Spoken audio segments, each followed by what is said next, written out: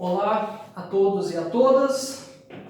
Então, hoje nós vamos discutir alguns processos termodinâmicos específicos. Na última aula nós vimos a primeira lei. Então, a primeira lei da termodinâmica diz simplesmente que a variação da energia interna de um sistema termodinâmico qualquer é igual ao calor menos o trabalho realizado pelo sistema. Então, Q aqui é o calor absorvido ou cedido pelo sistema. Esse calor pode ser positivo ou negativo. E W é o trabalho realizado pelo sistema, que também pode ser positivo ou negativo. Então, essa lei ela reflete a conservação da energia de qualquer, ela vale para qualquer sistema termodinâmico, e também para qualquer processo termodinâmico, independente se o processo é quase estático ou não é quase estático, não importa, essa lei ela tem que ser sempre, ela é sempre satisfeita, porque é um princípio de conservação da energia, um princípio muito fundamental da física, que nunca foi verificado nenhuma situação em que esse princípio ele não é satisfeito. Certo? Bom, então hoje nós vamos ver alguns processos específicos. Vou deixar aqui a primeira lei no canto do quadro. Então, o primeiro processo é o processo adiabático.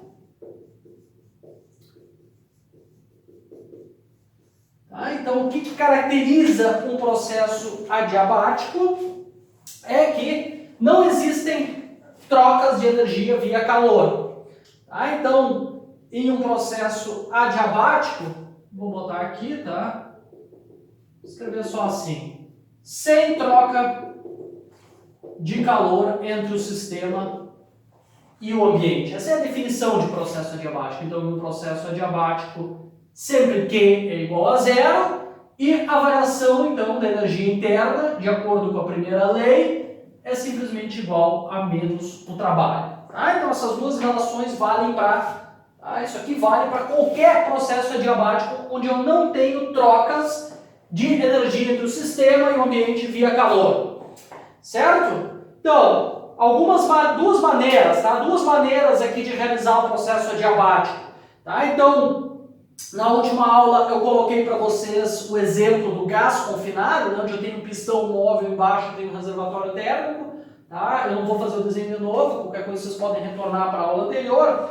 E uma maneira de realizar um processo adiabático para aquele exemplo é desligando o reservatório térmico, substituindo também por uma parede adiabática, por uma parede que isola termicamente o sistema. Então, uma parede adiabática é uma parede que não permite que exista transferência de energia via calor entre o sistema e o meio.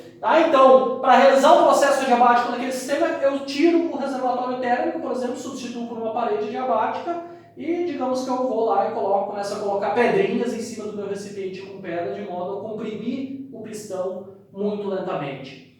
Como o sistema está isolado termicamente, ele não existe transferência de energia via calor, vai aumentar a energia interna, por exemplo, do sistema, vai aumentar também a temperatura do gás lá no interior do recipiente. Tá certo? Então esse é um processo quase estático adiabático, vai valer essa relação, porque o Q é igual a zero.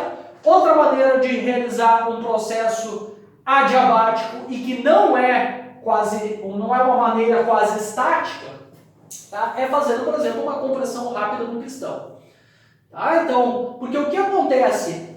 A transferência de energia via calor, o transporte de calor, ele é muito lento. Pensem, por exemplo, numa xícara. Eu pego uma xícara, já usei várias vezes esse exemplo. Você pega uma xícara de água quente.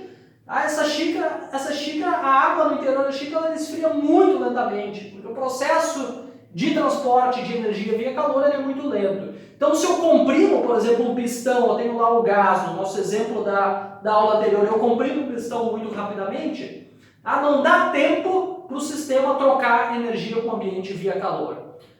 Então, quando eu tenho uma compressão ou uma expansão rápida em geral, o processo é adiabático simplesmente porque a escala de tempo envolvida na transferência de energia via calor ela é grande em comparação com o tempo que em que eu faço a compressão, em que eu altero o estado termodinâmico do sistema. Então, simplesmente não dá tempo para o sistema trocar energia via calor com o ambiente.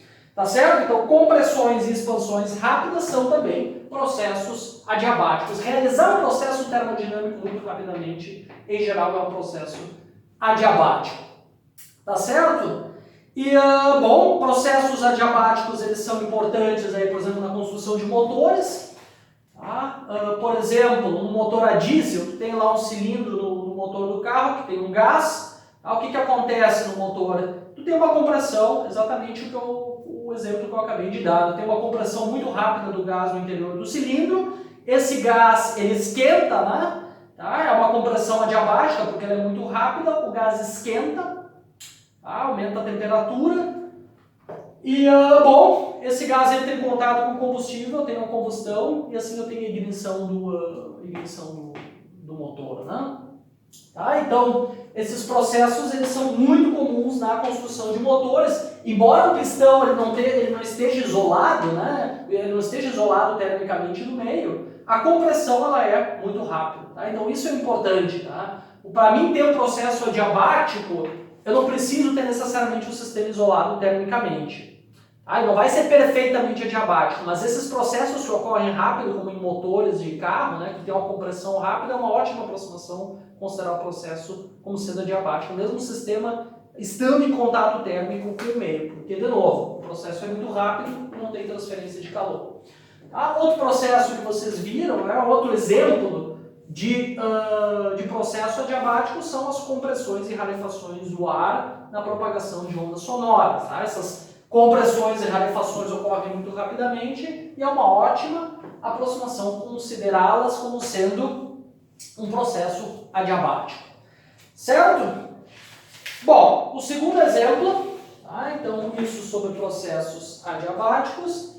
Depois, o segundo exemplo de processo é um processo isocórico.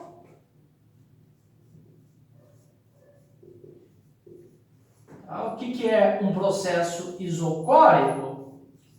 Tá? Ele ocorre um processo isocórico, ele ocorre a volume constante. A característica do processo isocórico é que ele ocorre a volume constante.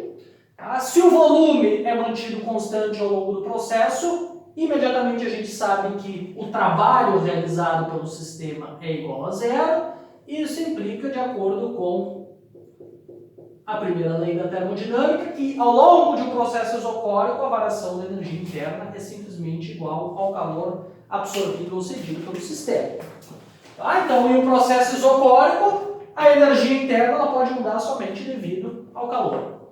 Tá? Então, se vocês pegarem, por exemplo, um desodorante, aqueles que são spray, né? Um desodorante em spray, e jogar no fogo, tá? Tem um gás lá dentro que está confinado num volume constante, não realiza trabalho, tá? Porque ele não consegue se expandir, ele está confinado, né? Dentro do desodorante. Jogar no fogo, ele vai receber energia via calor, vai aumentar a temperatura, vai aumentar a pressão, vai aumentar a energia interna do gás até que explode. Né? Explode o desodorante. Bom, não façam isso, obviamente, em casa. Tá? Que mais? Próximo exemplo de processo isotérmico. Em um processo isotérmico, como vocês já podem imaginar, né? Porque iso é um prefixo para igual, né? Para igual, então aqui a gente tem mesmo volume e aqui a gente tem mesma temperatura no processo isotérmico. Tá? Então, no processo isotérmico, temperatura constante. Certo? Como é que eu realizo o processo isotérmico pensando no nosso exemplo do gás confinado lá e com o nosso pistão móvel, o exemplo da aula anterior? Tá? Eu posso, por exemplo, ir colocando pedrinhas, tá? Eu mantenho o meu reservatório à mesma temperatura e eu vou colocando pedrinhas em cima do recipiente. Tá? Então o que acontece? Quando eu adiciono uma pedrinha, eu comprimo um pouco, tá? É um processo quase estático, nesse caso eu adiciono uma pedrinha, comprime um pouco o gás aumenta a temperatura do gás, mas como o reservatório estava a temperatura um pouquinho mais baixa, o sistema já cede calor para o reservatório e volta a ter a temperatura igual ao do reservatório. Então, à medida que eu vou adicionando pedrinhas muito lentamente, eu vou comprimindo o gás, tá? E realizando o trabalho sobre o gás a temperatura constante. Tá certo? Então, esse é um exemplo de processo isotérmico. Vejam que tanto o trabalho, neste caso, o trabalho é diferente de zero, porque o pistão, o gás está sendo comprimido, o trabalho, nesse caso, no exemplo que eu dei é negativo, mas ele é diferente de zero, e o calor também é diferente de zero, né? Então, nesse exemplo que eu dei da compressão lenta, o sistema está cedendo calor para o reservatório térmico de modo a manter a temperatura constante. Então, um processo isotérmico aqui não tem como eu simplificar a primeira lei. Em geral, eu tenho que trabalho e calor são diferentes, são duas quantidades diferentes de zero. Certo? Outro exemplo de processo isotérmico é uma mudança de fase, né? Tá? Então, a gente viu que por exemplo, a água, quando ela muda do estado líquido para o estado gasoso, tá? Ela faz isso sem alterar a temperatura. Então, por exemplo, eu forneço energia para a água, ela recebe, por exemplo, uma certa quantidade de calor, que é o calor de transformação, e ela muda de fase sem alterar a temperatura. Logo, a temperatura ao longo da mudança de fase, ela é constante. Logo, esse também é um exemplo de processo isotérmico. Certo? Depois, a gente tem ainda mais dois exemplos. Tá? O próximo exemplo é o processo cíclico.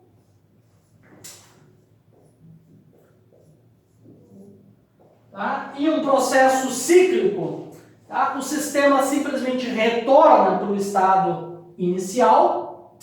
Tá? Então, vou botar assim só. Deixa eu escrever só alguma coisa, né? Vamos seguir o padrão dos outros processos, escrever isso aqui em vermelho, né? Que é a característica do processo. Então, o sistema, eu vou botar só assim, ele retorna para o estado inicial. Tá? Então, o que acontece?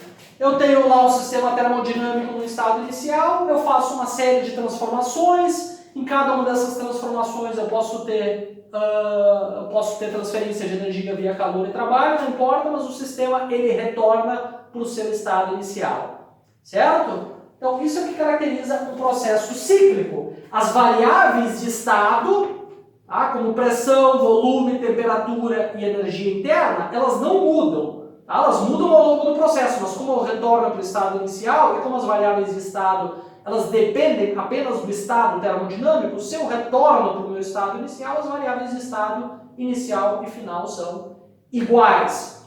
Tá? Então, por exemplo, o que acontece?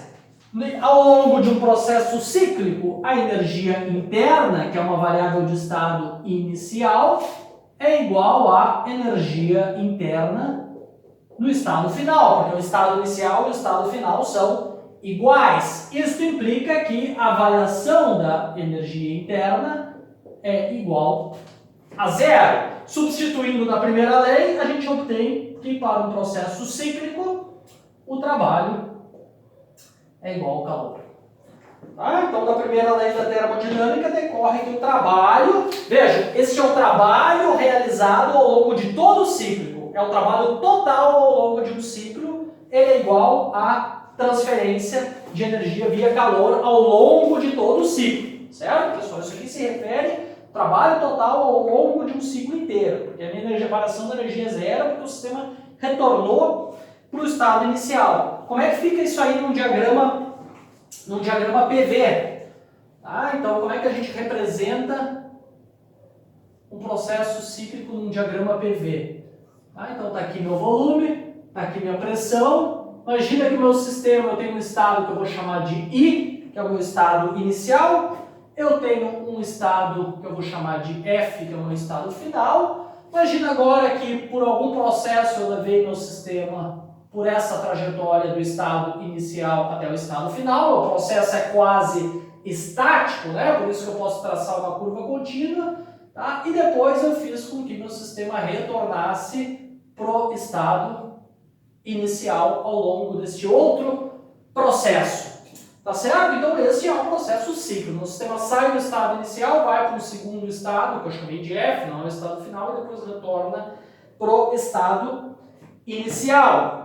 Tá? Então vejam, como é que é o trabalho total ao longo deste processo? Vai ser o trabalho ao longo deste processo, ou desta trajetória. Então é o trabalho quando o sistema sai de I e vai para F, mais o trabalho quando o sistema sai de F e vai para I. Tá claro?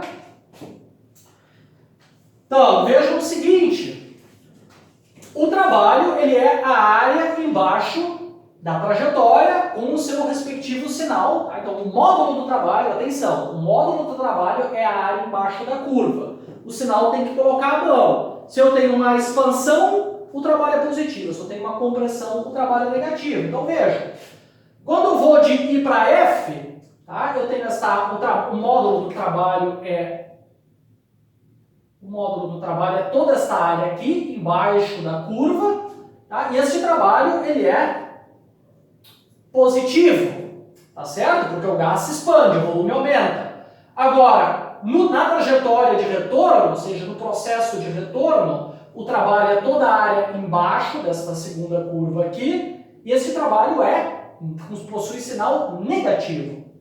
Tá? Então, o sinal desse trabalho aqui é negativo, porque o gás comprime ao longo desse processo, tá certo? Agora, vejam, então como é que é o trabalho? Esse trabalho é positivo e esse é negativo.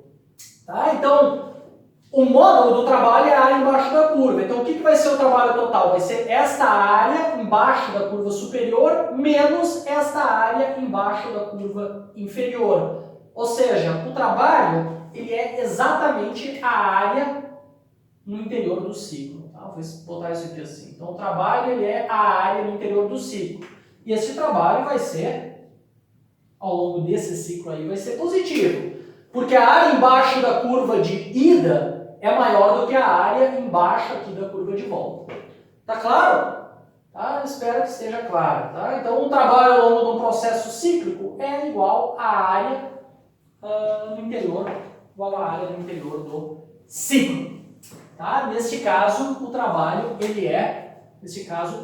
é positivo. Tá? Porque na trajetória de expansão, o módulo do trabalho é maior do que na trajetória em que o gás se contrai, na trajetória de volta. Notem que se a gente tivesse invertido o ciclo, né? Se eu tivesse me expandido ao longo, se o sistema tivesse expandido ao longo dessa trajetória e depois comprimido ao longo dessa, o módulo do trabalho ainda seria dado pela área interna ao ciclo, mas o sinal do trabalho seria negativo. Tá certo? Bom, processos cíclicos são extremamente importantes, vocês vão ver principalmente na última parte, lá no último capítulo do Hardy, quando vocês forem estudar a segunda lei da termodinâmica em máquinas térmicas, esses processos aí, os processos cíclicos, eles são extremamente importantes. Vocês vão ver, por exemplo, o ciclo de Carnot, tá? Que é um ciclo bastante importante na discussão da segunda lei da termodinâmica. Então isso aqui é muito importante para máquinas térmicas. Tá? Processos cíclicos são muito importantes para máquinas térmicas. Tá? E por último, tem um último processo que eu quero discutir rapidamente, que é a expansão livre de um gás.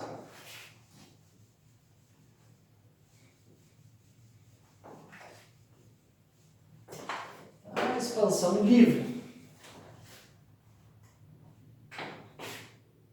Tá? O último processo é a expansão livre de um gás. Então imaginem a seguinte situação. Tá? Eu tenho uma situação inicial, tá? Onde eu tenho o seguinte, eu tenho aqui um certo volume, um recipiente. Tá? Aqui eu tenho um cano e aqui eu tenho um segundo volume. Tá? E o que acontece? Tá? Aqui eu tenho uma válvula. Aqui eu tenho uma válvula. Essa parte aqui está preenchida de gás. Tá? Então tem um certo volume inicial que está completamente preenchido com gás. E essa parte aqui, então a válvula está fechada e aqui eu tenho vácuo.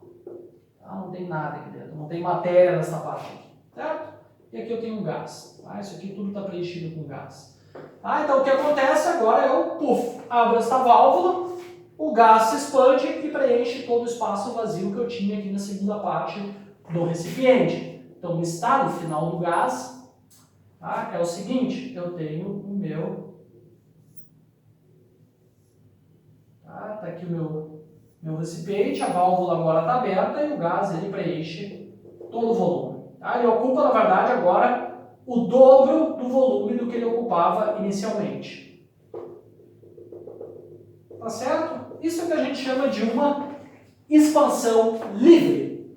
Tá? Então o gás de fato se expandiu, né? Ele aumentou, ele ocupava um certo volume inicial, agora ele ocupa um volume final. Tá? Primeiro ponto importante, esse processo não é quase estático, tá? Porque o gás, então aqui o gás se encontra em equilíbrio, depois que eu abro a válvula ele começa a difundir, tá? O volume está variando no tempo e a pressão também está variando no tempo. Tá? Então eu tenho que esperar o sistema se acomodar, o gás se acomodar nos dois compartimentos e assim, depois de um certo tempo, ele atinge de novo um estado de equilíbrio com um certo volume final, que é maior do que o volume inicial e a pressão cai. Né? O gás se expande, ocupa um volume maior, a pressão do gás cai. Ela diminui um pouco de valor em relação ao estado inicial. Tá certo? Então isso aqui não é um processo quase estático. Tá? Se eu for fazer um diagrama PV aqui, eu vou ter um ponto no estado inicial e um ponto no estado final. Mas os estados intermediários que levam o sistema do estado inicial ao final não são estados de equilíbrio. O gás está fazendo um movimento complicado. Eu tenho turbulência, eu tenho fenômenos de não equilíbrio que eu não posso representar no diagrama PV, que eu não posso tratar com a termodinâmica de equilíbrio. Tá certo? Então, primeira coisa, esse é um processo, não é um processo quase estático, mas é um processo termodinâmico perfeitamente bem definido. Tá? E quais são as características desse processo? Vejam, primeiro, eu esqueci de falar, mas as paredes são adiabáticas. Tá? As paredes desse processo são paredes, o recipiente aqui ele tem paredes adiabáticas. O que significa que não existe transferência de energia entre o sistema e o ambiente via calor, tá certo? Essas paredes aqui são isolantes térmicos, tá? O sistema está isolado termicamente no ambiente. Tá? Então não existe fluxo de calor, então uma expansão livre Q é igual a zero. E como é que fica o trabalho? Tá? Veja, antes o que acontecia? Antes, lá no nosso exemplo do gás confinado com um pistão móvel, para o sistema realizar trabalho, ele tinha que empurrar o pistão. Tá? Então ele fazia uma força sobre o pistão, empurrava o pistão e realizava trabalho sobre o ambiente, fornecendo energia para o ambiente. Aqui eu tenho simplesmente vácuo, então o gás ele não precisa empurrar nada. Tá? Ou seja, o gás, quando ele se expande dessa situação para essa situação, ele se expande livremente, porque ele não tem que empurrar nada, ele não tem que fazer nenhuma força, ele não encontra resistência. Logo, em uma expansão livre, o trabalho também é igual a zero. Tá? Então, isso caracteriza uma expansão livre. Substituindo na nossa primeira lei, a gente obtém que em uma expansão livre, a energia interna, de acordo com a primeira lei da termodinâmica, não muda. Tá? Então, a energia interna do gás no estado inicial é igual à energia interna do gás no estado final. Tá? Nós vamos voltar para a expansão livre quando a gente estudar um gás ideal no próximo tópico do nosso curso.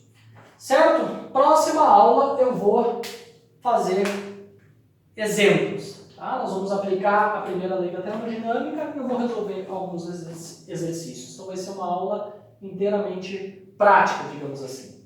Certo? Até a próxima.